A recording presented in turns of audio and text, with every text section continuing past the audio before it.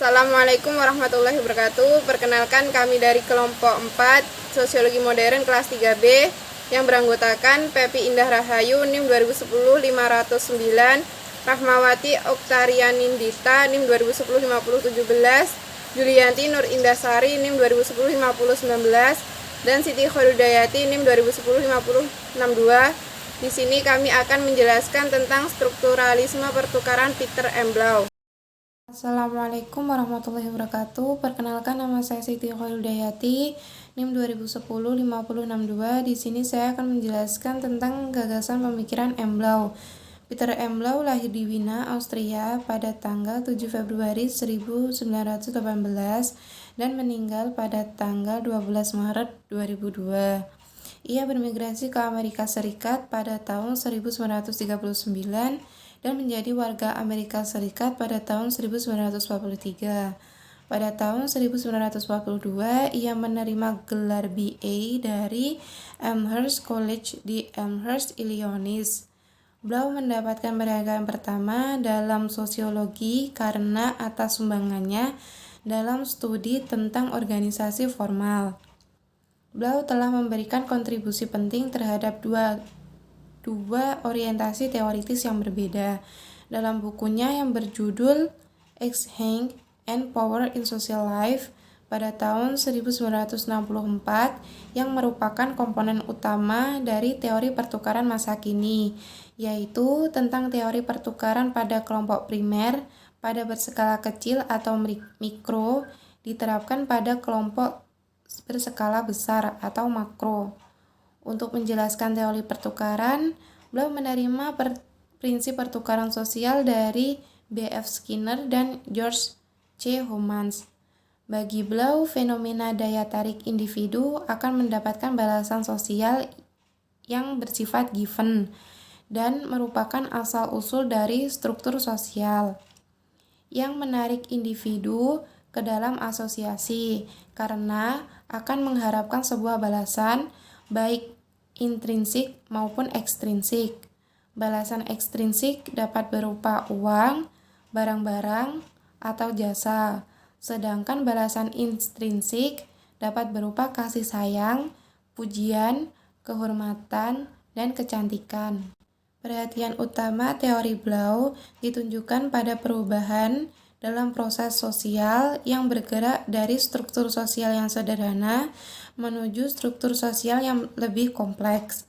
Pada tahap awal pembentukan kelompok, individu mencoba menunjukkan nilai mereka bagi kelompok.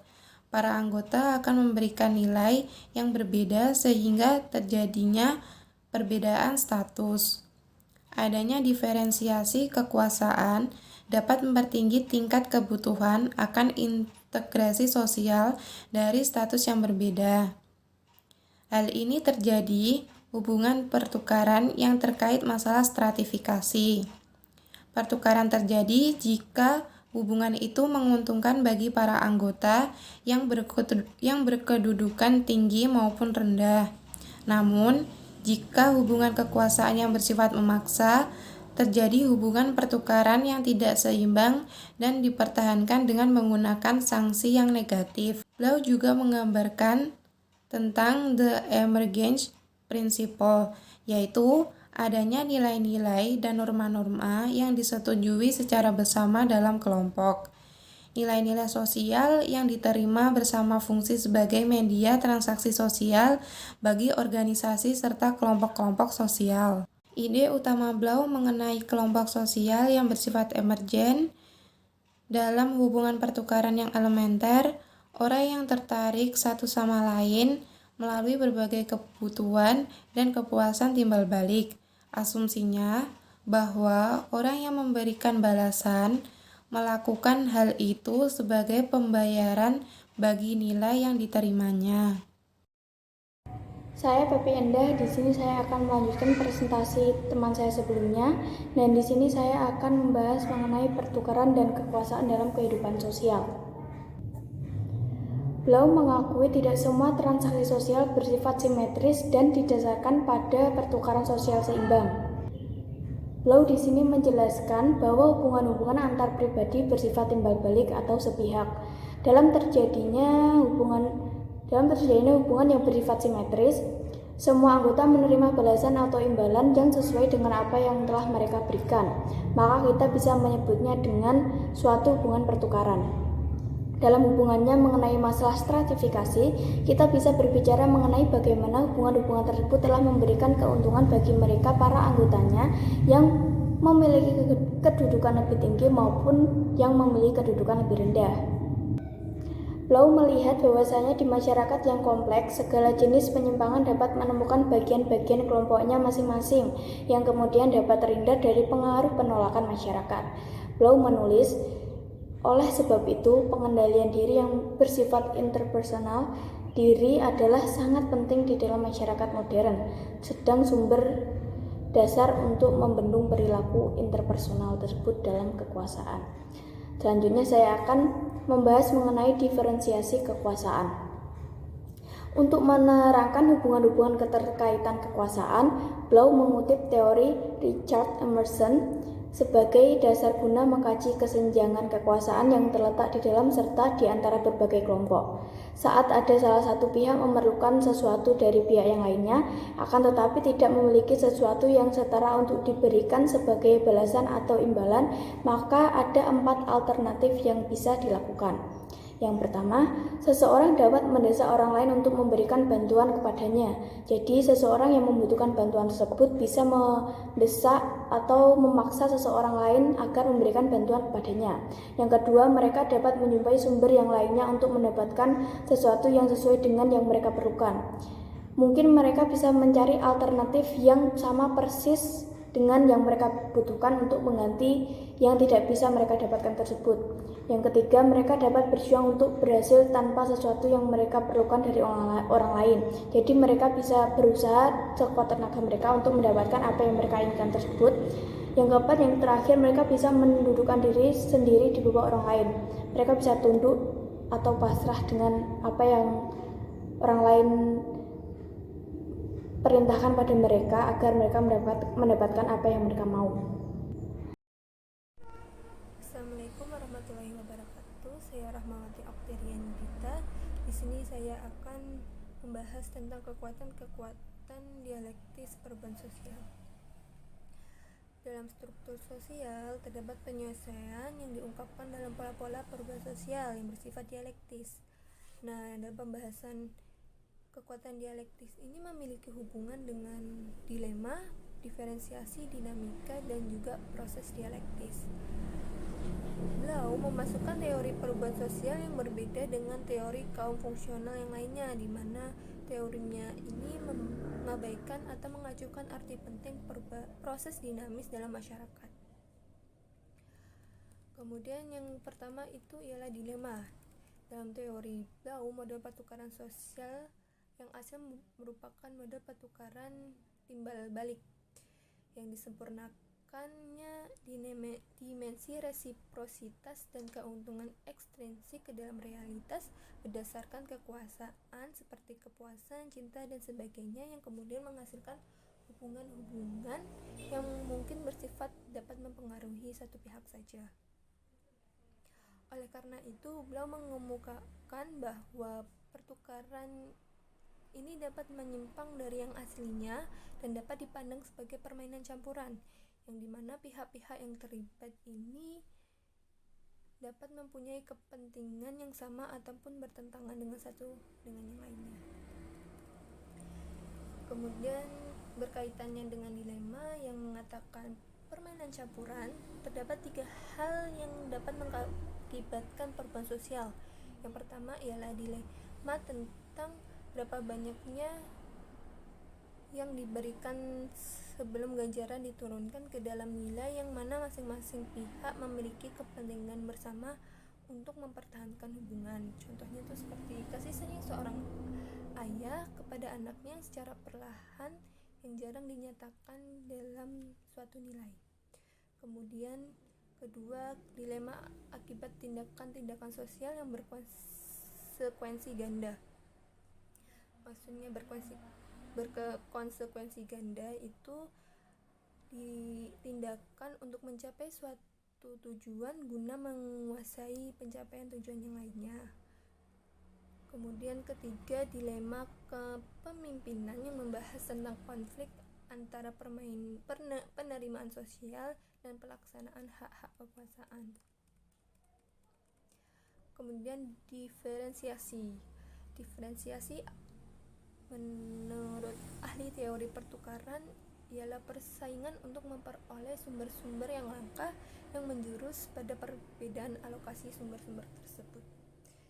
Nah, hal ini kenapa bisa terjadi? Karena sepadan dengan nilai sumbangan yang diharapkan dari berbagai anggota kolektivitas. Karena banyaknya perbedaan yang berhubungan dengan lingkup sumber-sumber langka diikuti oleh distribusi kepemimpinan atas dasar kedudukan yang terhormat yang disediakan oleh perbedaan itu. Nah, karena itu para pemimpin ini dapat melaksanakan penetapan tugas dengan mengembangkan proses-proses diferensiasi melalui pembagian kerja, sehingga para pemimpin yang lahir dapat bertingkah berdasarkan atas wewenang yang berkuasa. Kemudian yang ketiga itu diferensiasi struktur sosial ini. Yang ketiga ya, dinamika, yang dimana diferensiasi struktur sosial itu bukanlah statis, dikarenakan yang kita dapat lihat beragamnya dinamika kehidupan sosial yang tertata bersumber dari kekuatan-kekuatan penantang. Kekuasaan pribadi yang dominan dapat dilaksanakan secara berimbang dan adil sehingga orang-orang bawah merasakan perlindungan pengaruh dari mereka. Akan tetapi kekuasaan ini juga dapat menjurus pada penindasan, dikarenakannya terpaksanya orang-orang untuk tunduk kepada kekuasaan yang menindas dan tidak adil. Maka kondisi tersebut dapat menumbuhkan musuh-musuh yang menantang kekuasaan yang dominan. Nah, dengan demikian kita dapat melihat benih-benih perkembangan konflik ini muncul ketika nilai-nilai yang sah berhadapan dengan cita-cita musuh. Yang terakhir itu dialektika atau proses dialektis. Dialektika merupakan kekuatan kontradiktoris dalam kehidupan sosial. Dalam kehidupan sosial terdapat kekuatan yang dapat menumbuhkan keseimbangan struktur sosial yang disebut dengan resiprositas. Nah, akan tetapi suatu konflik resiprositas yang terjadi di tingkat tertentu itu juga dapat menciptakan ketidakseimbangan di tingkat lainnya. Dengan itu, kekuatan sosial yang dapat dikatakan mempunyai saran kontradiktoris ini, proses dialektikanya ini dapat dipaparkan dengan usaha pembenaran tindakan yang salah. Contohnya itu ialah tekanan kelompok minoritas yang ada dalam kehidupan masyarakat kita. Apabila kelompok minoritas ini mendapatkan perlakuan yang istimewa seperti promosi jabatan atau pekerjaan, maka hal ini dapat menimbulkan berkembangnya musuh yang serius di antara anggota kelompok mayoritas yang sedang bersaing dalam memperoleh sumber-sumber langka. Usaha-usaha yang dilakukan kelompok minoritas terus-menerus untuk mengucilkan usaha-usaha yang dilakukan kelompok mayoritas untuk mengucilkan kaum minoritas dari segmen angkatan kerja akan menjurus pada lahirnya musuh dari berbagai kolektivitas yang mempunyai kepentingan kelompok minoritas. Nah, beliau juga mengakui bahwa perubahan sosial ini berjalan lama dikarenakan oleh sintesitas dari kepentingan dan kekuasaan yang berakar, nilai-nilai tradisional, organisasi yang telah mapan, serta lembaga-lembaga yang berakar. Kekuatan-kekuatan stabilitas dan penolakan bagi perubahan sosial yang sangat kuat. Kemudian lahirnya kebutuhan serta permasalahan baru kekuatan perubahan sosial yang amat kuat, sehingga tumbuhlah juga benih-benih baru dan permasalahan baru dalam perubahan sosial yang bersifat dialektis dan memungkinkan juga muncullah keadaan reorganisasi struktural. Saya Julianti akan menjelaskan tentang materi terakhir, yaitu kritik terhadap teori Blau. Teori perubahan Blau banyak dibangun dengan dasar teori Homans. Walau memiliki berbagai kesamaan mengenai hubungan-hubungan pertukaran perseorangan dalam kelompok kecil, namun terdapat perbedaan yang mendasar dalam masing-masing asumsi mereka tentang masyarakat. Baik Blau maupun Homans setuju bahwa kerumitan dalam struktur-struktur sosial dapat berasal dari proses-proses pertukaran sosial yang bersifat dasar. Walau membangun berdasarkan teori pertukaran psikologis Homans, Blau ini enggan menerima pendapat Homans bahwa semua proses sosial dapat disederhanakan untuk mendasari fenomena psikologis. Dalam teori Blau, kita melihat struktur sosial sebagai suatu fenomena yang lahir dari proses pertukaran sosial. Walau secara sosiologis, Blau memperbaiki penyederhanaan teori Homans, tetapi teorinya bukan tanpa kritik sama sekali. Nah, di sini salah satu kelemahan paling besar yang mendasari teori Blau adalah penyederhanaan dari teori tersebut, bahwa banyak perilaku manusia dibimbing oleh pertukaran. Proses pertukaran yang dianggap telah ada itu tidak sepenuhnya memperoleh dukungan, penjelasan, ataupun pembuktian. Jika seseorang bersedia menerima sebuah kesimpulan tentang pentingnya pertukaran dalam hubungan-hubungan sosial, maka dia akan dapat mengikuti perkembangan teori Blau ini. Menurut pandangan sosiologis, teori Blau lebih lengkap daripada teori Homans. Dalam arti, Blau mencoba menganalisa perbedaan di antara kerjasamanya, walaupun usaha tersebut hanya dihargai karena hasil teorinya kurang mencapai tujuan. Eisenstadt juga mengkritik Blau dikarenakan tidak secara tuntas dalam menganalisa perbedaan antara pertukaran interpersonal dari perilaku dan organisasi institusional. Sebagaimana kita lihat, Blau menunjukkan beberapa perbedaan dasar, tetapi tidak menganalisa masalah tersebut secara mendalam. Walau tidak lepas dari kekurangan, dalam teori sosiologis karya Blau merupakan karya semi klasik.